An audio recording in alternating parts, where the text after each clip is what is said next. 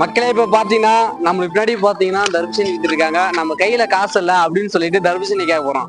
அப்படி தர்பூசணி தந்தாங்கன்னா இந்த 100 ரூபா அவங்ககிட்ட தர போறோம். ஓகே, போயிட்டு கேட்கலாமா?